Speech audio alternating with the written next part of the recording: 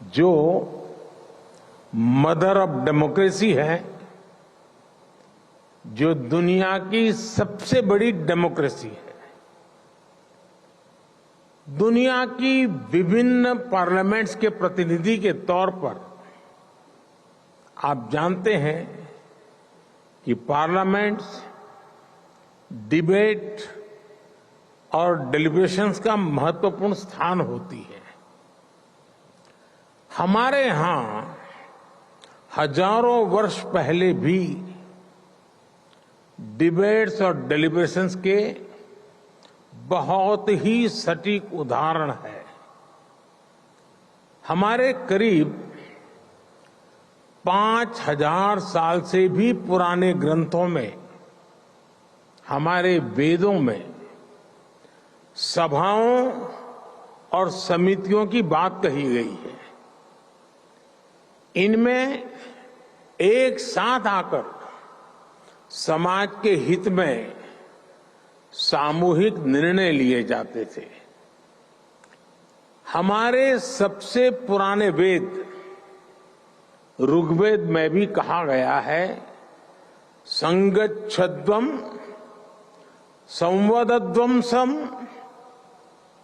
मनासी जानताम, यानी हम एक साथ चलें, हम एक साथ बोलें और हमारे मन एक हो। हमारे यहां तब भी ग्राम सभाओं में डिबेट के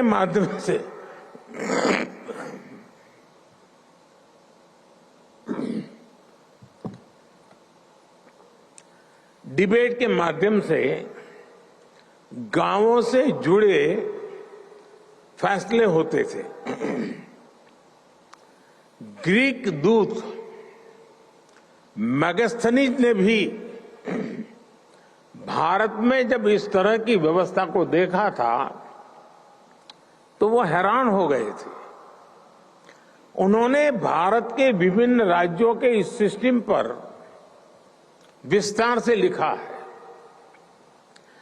आप ये जानकर भी हैरान रह जाएंगे कि हमारे यहां तमिलनाडु में 9th सेंचुरी का एक शिलालेख है। इसमें विलेज लेजिस्लेटिव्स के रूल्स और कोड्स का उल्लेख है। और आपके लिए ये जानना भी बहुत दिलचस्प होगा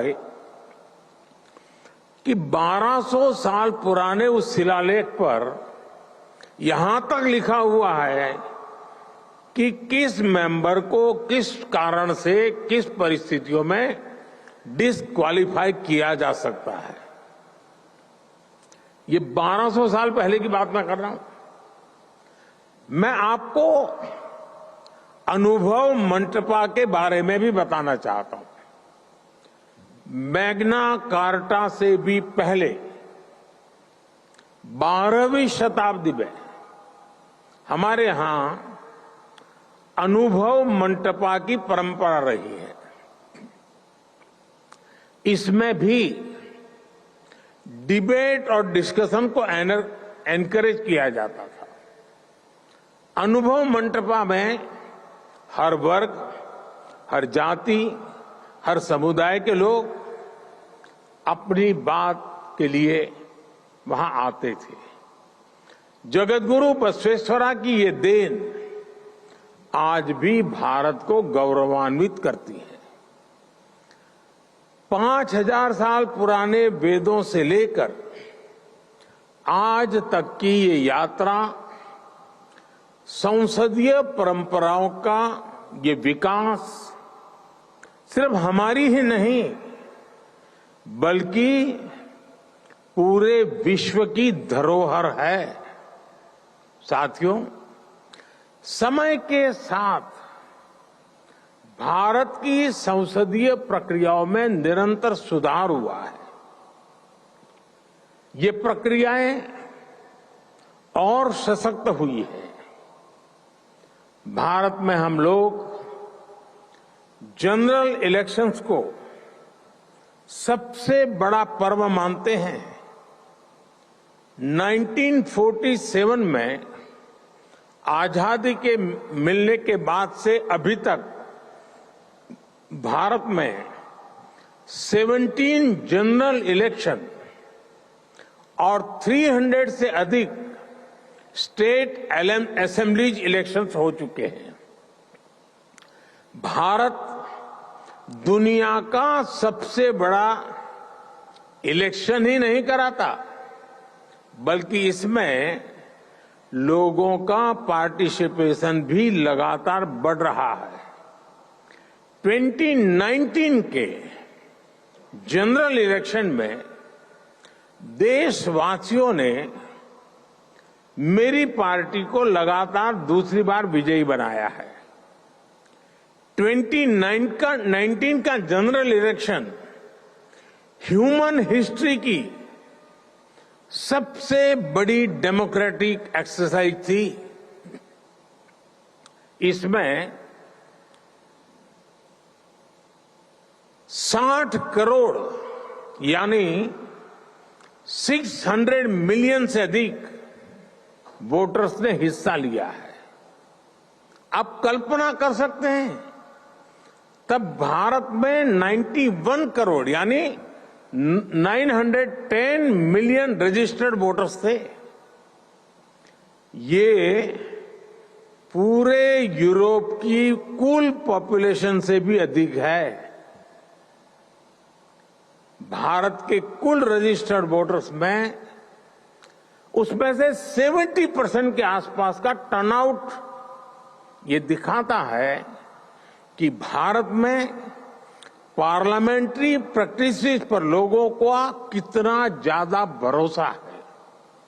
और इसमें भी एक इम्पोर्टेंट फैक्टर महिलाओं का सबसे अधिक पार्टिसिपेशन रहा।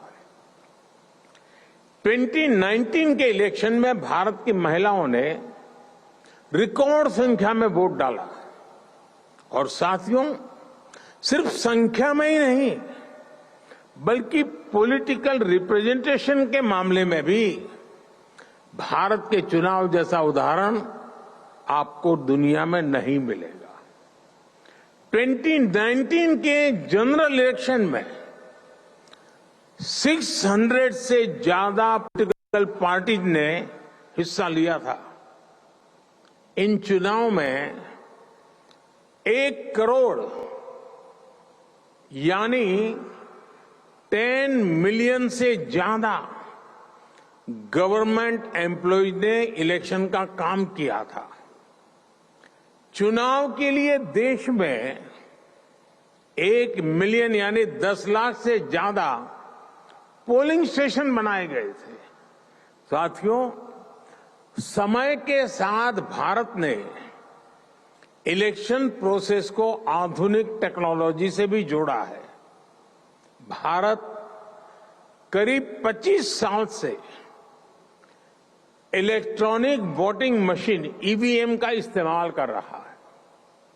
ईवीएम के उपयोग से हमारे यहां चुनाव में ट्रांसपेरेंसी और चुनाव प्रक्रिया में एफिशिएंसी दोनों बढ़ी है।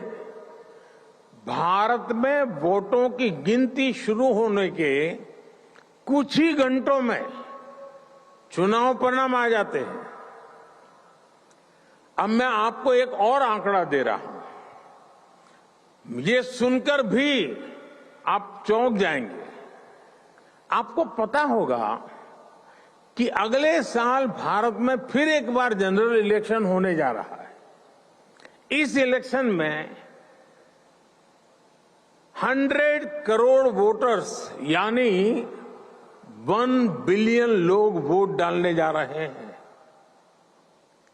मैं P20 समिट में आए आप सभी डेलीगेट्स को अगले वर्ष होने वाले जनरल इलेक्शन को देखने के लिए अग्रिम निमंत्रण देता हूं।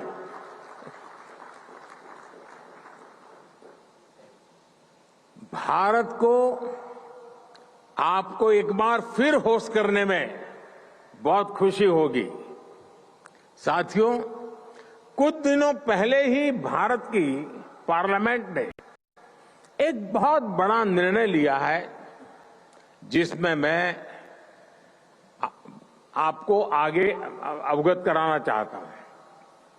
भारत ने अपनी पार्लियामेंट और स्टेट लेजिस्लेटिव असेंबलीज में महिलाओं को 33% रिजर्वेशन देने का निर्णय लिया है।